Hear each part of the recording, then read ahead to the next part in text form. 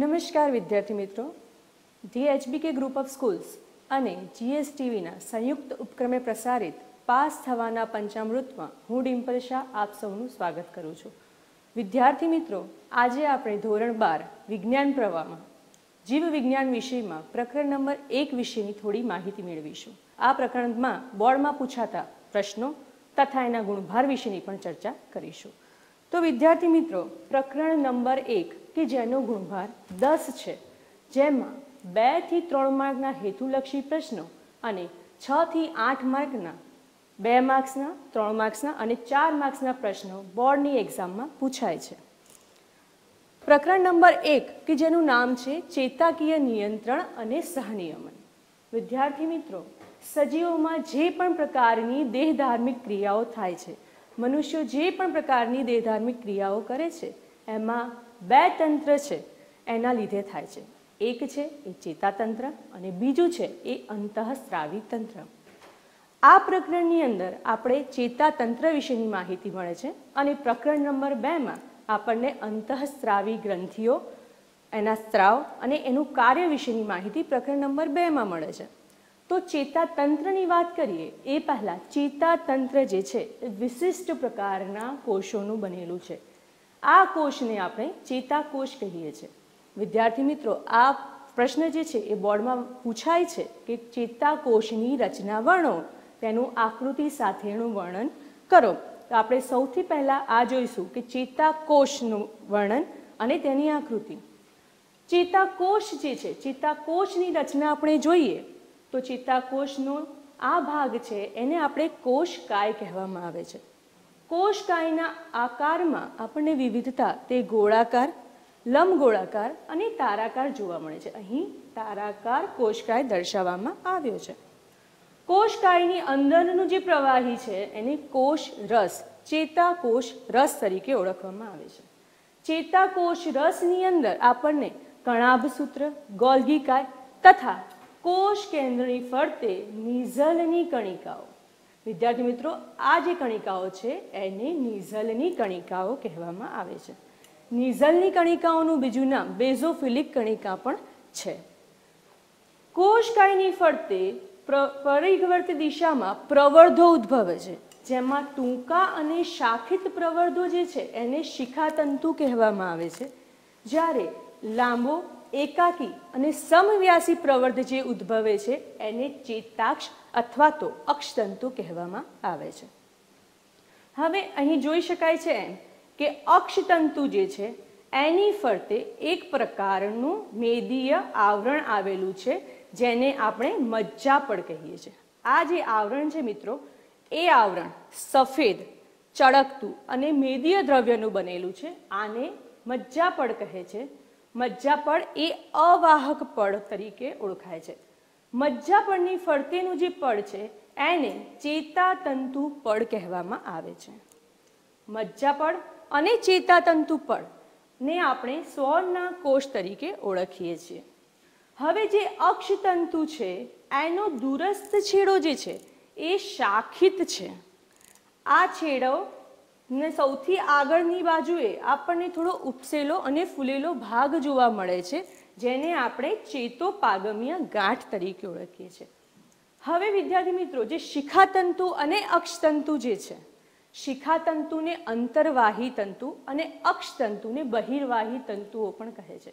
તો અક્ષતંતુ અને શિખાતંતુને બહિર્વાહી અને અંતર્વાહી તંતુઓ કેમ કહે છે? કારણ કે ચેતાતંતુની અંદર જ્યારે ચેતાકોષ ગોઠવાય છે, જ્યારે ઉર્મિ વેગનું વહન થાય છે, તો ચેતાકોષની અંદર આગળના ચેતાકોષમાંથી ઉર્મિ વેગનું વહન શિખાતંતુઓ દ્વારા કોષકાય સુધી લાવવામાં આવે છે.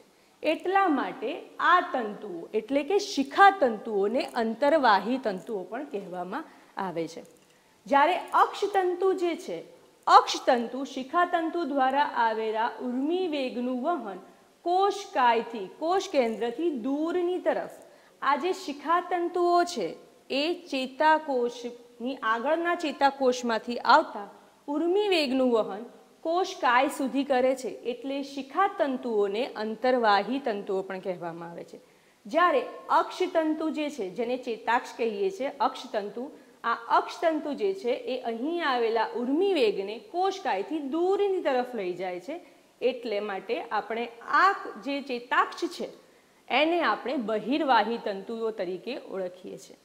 આ પ્રકારે જ્યારે ચેતાકોષની રચના પૂછાય ત્યારે આપણે કોષકાયનું વર્ણન, પરિઘવર્તી દિશામાં ઉદ્ભવતા પ્રવર્ધો જેના બે પ્રકાર, શિખાતંતુઓ અને અક્ષતંતુઓ. શિખાતંતુઓ જે અંતર્વાહી તંતુ છે, અક્ષતંતુ જે બહિર્વાહી તંતુ છે, તથા અક્ષતંતુની આસપાસ આવેલું મજ્જાપડ જે અવાહક મેદીય પડ છે. હવે વિદ્યાર્થી મિત્રો, તમે જોઈ શકો છો એમ આ મેદીય પડ છે એ સતત અથવા તો સળંગ નથી. અહીં એક ખાંચ ઉદ્ભવે છે. આ ખાંચને આપણે રેનવીયરની ગાંઠ કહીએ છીએ. આ જે ખાંચ છે એ રેનવીયરની ગાંઠ છે, જ્યાં મજ્જાપડ આવેલું નથી. આ ખાંચને રેનવીયરની ગાંઠ કહેવામાં આવે છે. તથા જે નીચે આવેલા શાખિત ભાગ છે એને તંતુઓ અને એનો દૂરસ્થ છેડો જે ફૂલેલો અને ઉપસેલો ભાગ છે એને ચેતોપાગમીય ગાંઠ કહેવામાં આવે છે. હવે વિદ્યાર્થી મિત્રો, જ્યારે આપણે ઉર્મી વેગનું સર્જન કઈ રીતે થાય છે, ઉર્મી વેગનું વહન કઈ રીતે થાય છે એ જોઈએ, એ જાણતા પહેલા આપણે ચેતાતંતુ પડનું બંધારણ જાણવું ખૂબ જ જરૂરી છે.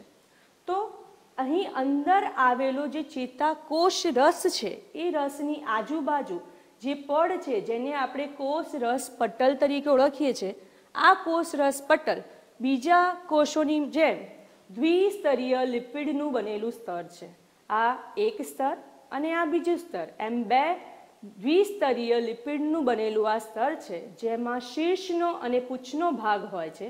શીર્ષનો ભાગ જે છે એ જલ અનુરાગી છે, જ્યારે પૂંછનો ભાગ જે છે એ જલ વિતરાગી છે. હવે જે ઉર્મી વેગ રચાય છે, ઉર્મી વેગ ઉત્પન્ન થાય છે, એ ચોક્કસ પ્રકારના વિદ્યુત સ્થિતિમાનના લીધે ઉદ્ભવે છે. હવે વિદ્યુત સ્થિતિમાન જ્યારે રચાય છે તો ત્યાં આયનોની હેરફેર હોવી જ જોઈએ. તો અહીં જે લિપિડનું પડ છે, લિપિડના પડમાંથી માત્ર પાણીનું વહન કોષ રસમાં થાય છે. લિપિડના પડ દ્વારા આયનોનું વહન થતું નથી. તો આયનોના વહન માટે કોષ રસ પટલની અંદર આયન માર્ગ અને આયન પંપ આવેલા હોય છે. આ આયન માર્ગ અને આયન પંપમાં શું તફાવત છે? આયન માર્ગ જે છે એ પાણી ભરેલા પ્રોટીનના ભરેલા છે.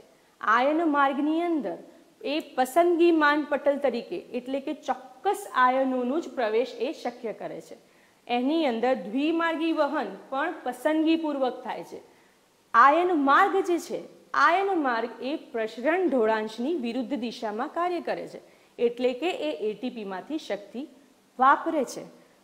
હવે આપણે ચેતાતંતુની જ્યારે વાત કરીએ તો ચેતાતંતુની સામાન્ય પરિસ્થિતિ, નોર્મલ સ્થિતિ જાળવવા માટે આયન પંપ જવાબદાર છે, જ્યારે એમાં ઉત્તેજિત કરવા અથવા તો ઉર્મી વેગનું સર્જન કરવા માટે આયન માર્ગ જવાબદાર છે. સામાન્ય પરિસ્થિતિ જોતા માલુમ પડે છે કે કોષરસ ચેતાકોષની અંદરની તરફ પણ બીજા કોષોની જેમ અંદરની તરફ ઋણ વીજભારયુક્ત સ્થિતિ રચાય છે. બીજા કોષોની જેમ ચેતાકોષ રસમાં પણ અંદરની તરફ ઋણ વીજભારયુક્ત સ્થિતિ હોય છે, જ્યાં પોટેશિયમ આયનનું સંકેન્દ્રણ વધારે હોય છે. કોષરસ પટલની બહારની બાજુ ધન વીજભારયુક્ત સ્થિતિ રચાય છે, જ્યાં સોડિયમ આયનનું સંકેન્દ્રણ વધારે હોય છે. અહીં પોટેશિયમ આયન ધન વીજભાર, સોડિયમ આયન ધન વીજભાર. તો આપણને પ્રશ્ન થાય કે અહીં અંદરની તરફ ઋણ વીજભાર અને બહારની તરફ ધન વીજભાર કેમ? તો અંદરની તરફનો જે ઋણ વીજભાર છે મિત્રો, અંદરની તરફનો ઋણ વીજભાર એ એમાં રહેલા ઋણ વીજભારયુક્ત પ્રોટીનના લીધે હોય છે.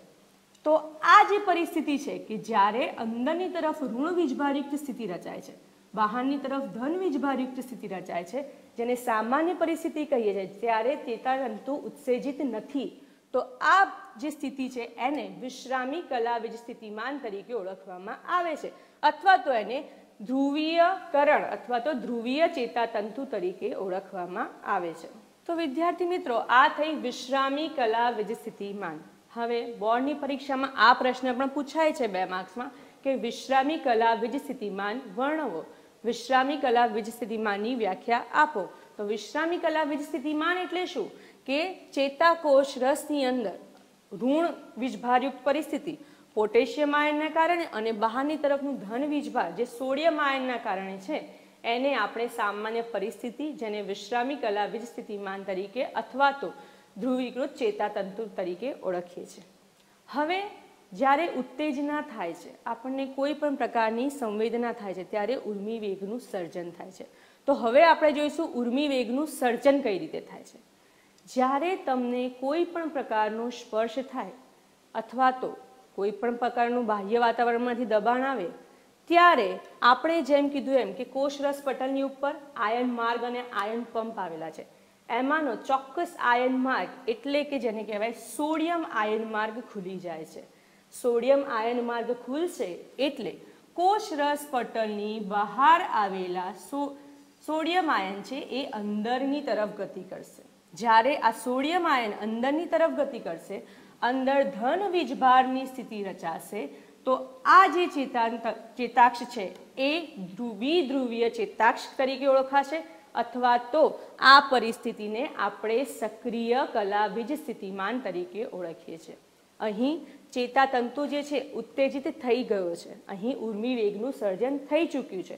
તો આપણે જોયું કે ઉર્મિ વેગનું સર્જન કઈ રીતે થાય છે કે જ્યારે કોઈ પણ પ્રકારની સંવેદના થાય છે બહારના વાતાવરણમાંથી તો કોષરસ પટલ પર ચોક્કસ સોડિયમ માર્ગ ખુલી જાય છે, બહારથી સોડિયમ માર્ગ અંદરની તરફ ગતિ કરે છે એટલે અંદર ધન વીજભારયુક્ત સ્થિતિ રચાય છે જેને આપણે દ્વિધ્રુવીયતા અથવા તો સક્રિય કલા વીજ સ્થિતિમાન તરીકે ઓળખીએ છીએ. વિદ્યાર્થી મિત્રો, આ પ્રશ્ન પણ 3 માર્કમાં પૂછાય છે કે વિશ્રામી કલા વીજ સ્થિતિમાન અને સક્રિય કલા વીજ સ્થિતિમાન વર્ણવો. તો વિશ્રામી કલા વીજ સ્થિતિમાન શું છે એનું વર્ણન તથા સક્રિય કલા વીજ સ્થિતિમાન શું છે એનું આકૃતિ સહ વર્ણન પણ પૂછાઈ શકે છે. હવે આ ભાગ સક્રિય થઈ ગયો, ઉર્મિ વેગનું સર્જન થઈ ચૂક્યું. હવે એનું આગળ વહન કઈ રીતે થશે એ જોઈએ. તો ઉર્મિ વેગનું આગળ વહન થાય છે. તમે અજાણે કોઈ પણ એવી વસ્તુને અડો છો જેનાથી તમને વાગે છે તો તરત તમે તમારો હાથ ત્યાંથી લઈ લો છો. એ પ્રક્રિયા કેટલી ઝડપી થાય છે એ પ્રમાણે ઉર્મિ વેગનું વહન પણ ઝડપી થાય છે, ત્યારે જ એ પ્રક્રિયા આટલી બધી ઝડપી થાય છે. તો આ પ્રક્રિયા ઝડપી કઈ રીતે થાય છે કે ઉર્મિ વેગનું જે વહન છે એ ચોક્કસ દિશામાં આગળ વધે છે અને એ સ્વયંવર્તી છે. જ્યારે એક પ્રદેશમાં કલા વીજ સ્થિતિમાન સક્રિય કલા વીજ સ્થિતિમાનમાં ફેરવાશે ત્યારે આગળના પ્રદેશનું કલા વીજ સ્થિતિમાન જે નીચું હશે તો એ માર્ગ પોતાના સોડિયમ માર્ગને આપોઆપ ખોલી દેશે. સોડિયમ માર્ગ આપોઆપ ખુલી જશે એટલે એ ભાગ ફરી પાછો સક્રિય થઈ જશે. પણ એ વસ્તુ બી જાણવી ખૂબ જ જરૂરી છે કે જ્યારે ઉર્મિ વેગ આગળની તરફ વહન થાય છે તો પાછળની તરફ જે પટલ છે એ પોતાની પરિસ્થિતિ સામાન્ય પરિસ્થિતિને ફરી પાછું મેળવે છે. એ પ્રક્રિયા શાની સાથે સંકળાયેલી છે કે જ્યારે આ ભાગ સક્રિય થાય છે, આ સક્રિયતા વિદ્યાર્થી મિત્રો 1 સેકન્ડના લાખમાં ભાગ કરતાં પણ ઓછા સમય માટે ટકે છે. તો એ પાછું પોતાની સામાન્ય પરિસ્થિતિ કઈ રીતે ધારણ કરે છે કે જ્યારે આ ભાગ સક્રિય થઈ જશે, અંદર ધન વીજભારની સ્થિતિ રચાઈ જશે, એ પછી સોડિયમ માર્ગ બંધ થઈ જશે અને પોટેશિયમ માર્ગ ખુલશે. એટલે બહારથી પોટેશિયમ આયનો બહારની તરફ ગતિ કરશે. અહીં અંદરની તરફ સોડિયમ આયન છે, બહારની તરફ પોટેશિયમ આયન છે. વીજભારની સ્થિતિ જોઈએ તો સામાન્ય સ્થિતિની જેમ અંદર ઋણ વીજભારયુક્ત સ્થિતિ છે, બહાર ધન વીજભારયુક્ત સ્થિતિ છે. તો આ જે પ્રક્રિયા છે, આ જે પરિસ્થિતિ રચાય છે એને પુનઃ ધ્રુવીયતા તરીકે ઓળખવામાં આવે છે. હેતુલક્ષી પ્રશ્નમાં પણ આ પ્રશ્ન વારંવાર પૂછાય છે કે પુનઃ ધ્રુવીયતા શાની સાથે સંકળાયેલી છે. તો પુનઃ ધ્રુવીયતા એ સોડિયમ માર્ગ બંધ થવા સાથે અને પોટેશિયમ માર્ગ ખુલવા સાથે સંકળાયેલી છે. હવે પુનઃ ધ્રુવીયતાની પરિસ્થિતિ તો આવી ગઈ, પણ અહીં સોડિયમ આયન જે સામાન્ય પરિસ્થિતિમાં બહારની તરફ હતા એ અહીં અંદરની તરફ છે અને પોટેશિયમ આયન જે અંદરની તરફ હતા એ અહીં બહારની તરફ છે. તો સામાન્ય પરિસ્થિતિને પાછી મેળવવા માટે વિદ્યાર્થી મિત્રો હવે સોડિયમ પોટેશિયમ પંપ ખુલશે. જે આપણે પહેલા વાત કરીએ એમ કે પ્રસરણ ઢોળાંશની વિરુદ્ધ દિશામાં કાર્ય કરે છે અને 2 આયનોને અંદરની તરફ, જેમ કે પોટેશિયમ આયન છે જે બહાર છે એને અંદરની તરફ લાવશે અને સોડિયમ આયન જે અંદરની તરફ છે એને બહારની તરફ લઈ જશે. એટલે આયનોની અસમતુલાને સોડિયમ પોટેશિયમ પંપ દૂર કરે છે અને એને પાછી પોતાની વિશ્રામી સ્થિતિમાં લાવે છે. એટલે આ પ્રમાણે ઉર્મી વેગનું વહન આગળ થતાં પાછળનો જે ભાગ છે, પાછળનો જે પ્રદેશ છે એ પોતાની સામાન્ય પરિસ્થિતિ ધારણ કરે છે. આ પ્રમાણે ઉર્મી વેગનું વહન એક દિશામાં આગળ વધે છે. આ વહન કેવું છે? સ્વયંવર્તી. કઈ રીતે? જે આપણે કીધું ફરી એકવાર કે આગળની જગ્યામાં જ્યારે કલાવીજ સ્થિતિમાન ઘટે છે તો સોડિયમ માર્ગ આપોઆપ ખુલી જાય છે.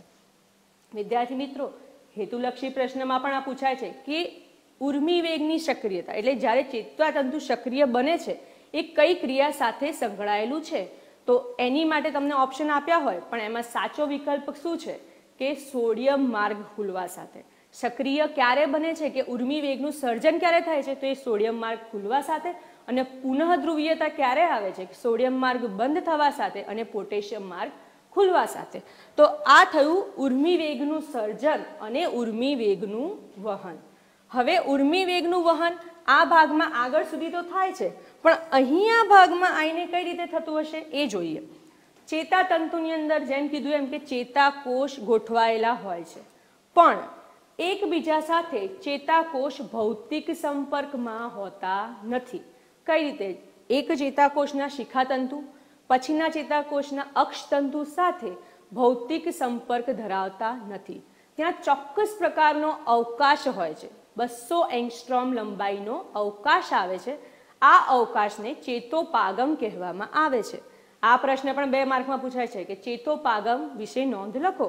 તો ચેતોપાગમ શું છે એની વ્યાખ્યામાં શું આવે કે એક ચેતાકોષના અક્ષતંતુ અને બીજા ચેતાકોષના શિખાતંતુઓ વચ્ચે જે 200 એંગસ્ટ્રોમ લંબાઈનો અવકાશ છે, આ અવકાશને ચેતોપાગમ કહેવામાં આવે છે.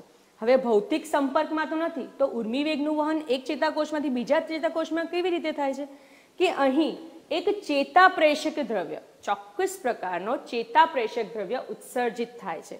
એ ચેતાપ્રેષક દ્રવ્ય જ્યારે ન્યુરોટ્રાન્સમીટર કહેવાય, એનું નામ છે એસિટાઇલ કોલાઇન. આ પ્રશ્ન પણ હેતુલક્ષીમાં પૂછાય છે. હવે આપણે જોઈશું કે જે ઉર્મી વેગનું વહન અહીં સુધી આવે છે, આનાથી આગળ બીજા ચેતાકોષમાં કઈ રીતે જાય છે. અને આ પ્રશ્ન પણ ખૂબ જ ઇમ્પોર્ટન્ટ છે, જે 4 માર્કમાં પૂછાય છે કે ચેતોપાગમીય ગાંઠ દ્વારા ઉર્મી વેગનું વહન સમજાવો. હવે જ્યારે ચેતાતંતુની અંદર ઉર્મી વેગનું વહન નીચેના ભાગમાં એટલે ચેતોપાગમીય વિસ્તાર સુધી પહોંચશે, જેમાં આ ગાંઠનો ભાગ છે, આ ભાગને આપણે પૂર્વ ચેતોપાગમીય કલા કહીએ છીએ અને આગળના ચેતાકોષની શિખાતંતુનો જે ભાગ છે એને પશ્વ ચેતોપાગમીય કલા કહેવામાં આવે છે. જ્યારે ઉર્મી વેગ આગળની દિશામાં ગતિ કરશે, આ ભાગને સક્રિય બનાવશે. સક્રિય એટલે વિદ્યાર્થી મિત્રો એ જ પ્રમાણે કે સોડિયમ માર્ગ ખુલશે અને આ ભાગ સક્રિય થશે.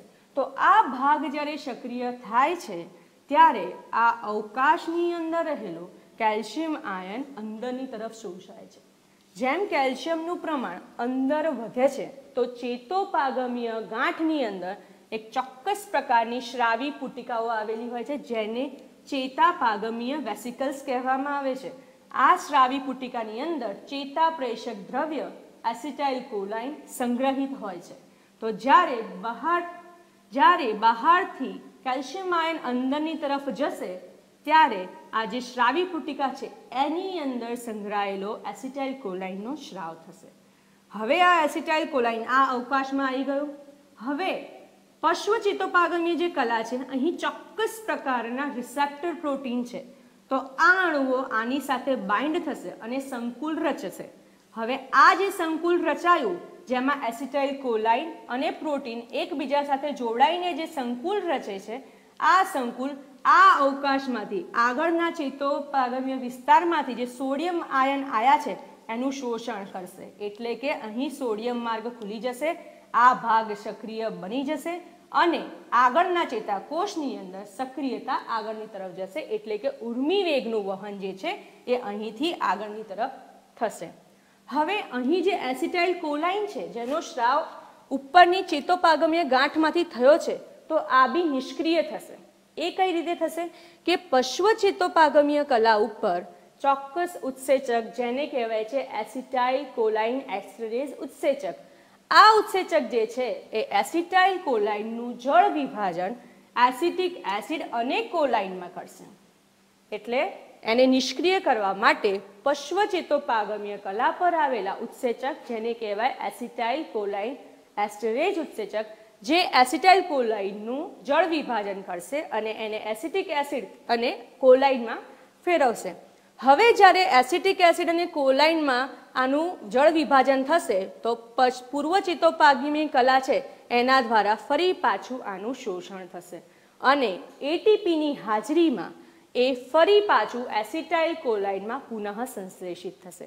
તો વિદ્યાર્થી મિત્રો, જે પહેલા એસિટાઇલ કોલાઇનનો જે સ્રાવ થયો હતો એ ફરી પાછું એનું જળ વિભાજન થઈ એનું પુનઃ શોષણ થઈ પુનઃ સંશ્લેષિત બનીને એસિટાઇલ કોલાઇનમાં ફેરવાય છે. હવે આ જે વહન થાય છે એ ખૂબ જ ઝડપી છે. 100 મીટર પ્રતિ સેકન્ડની ઝડપે આ ઉર્મી વેગ ગતિ કરે છે. પણ અહીં આપણે પહેલાં જેમ કીધું એમ કે મેદીય અવાહક પડ જે ઉર્મી વેગની પ્રબળતાને દૂર થવા દેતું નથી, ઉર્મી વેગની પ્રબળતાને જાળવી રાખે છે. કેમ કે અહીં જ્યારે અહીંથી ઉર્મી વેગ પસાર થાય છે તો અહીં ચોક્કસ પ્રકારનું મેદીય પડ જે છે એ એની પ્રબળતાને જાળવી રાખે છે અને ઉર્મી વેગનું વહન જે છે એ એક રેનવીયરની ગાંઠ પરથી બીજી રેનવીયરની ગાંઠ ઉપર થાય છે. આ પણ હેતુલક્ષીમાં પૂછાય છે કે એનું વહન કઈ રીતે થાય છે, તો ક્રમશઃ રીતે આગળ નથી વધતું પણ એક રેનવીયરની ગાંઠ ઉપરથી એ બીજા રેનવીયરની ગાંઠ ઉપર જાય છે અને આને ઉર્મી વેગનું કૂદકામય વહન પણ કહેવાય છે. વિદ્યાર્થી મિત્રો, તો આજે આપણે જોયું કે ચેતાકોષની રચના, ચેતાતંતુ પડનું બંધારણ, ઉર્મી વેગનું સર્જન કઈ રીતે થાય છે, ઉર્મી વેગનું વહન કઈ રીતે અને ચેતોપાગમીય ગાંઠ દ્વારા ઉર્મી વેગનું વહન. તો 4 માર્કમાં આની આકૃતિ, ઉર્મી વેગનું વહન તથા ચેતોપાગમ દ્વારા ઉર્મી વેગનું વહન પણ વારંવાર બોર્ડમાં પૂછાય છે. વિદ્યાર્થી મિત્રો, આ ઉપરાંત આ પ્રકરણની અંદર દ્રષ્ટિની ક્રિયાવિધિ, સાંભળવાની ક્રિયાવિધિ, મગજની આંતરિક રચના પણ એટલા જ અગત્યના પ્રશ્ન છે અને તમે ચોક્કસપણે એ પણ તૈયાર કરશો જ. વિદ્યાર્થી મિત્રો, બોર્ડની પરીક્ષા આવી રહી છે. તમારું આયોજનબદ્ધની જે મહેનત છે એ ખૂબ જ સફળ થશે અને તમે સારામાં સારું પરિણામ લાવશો એવી ઈચ્છા સાથે અને એવી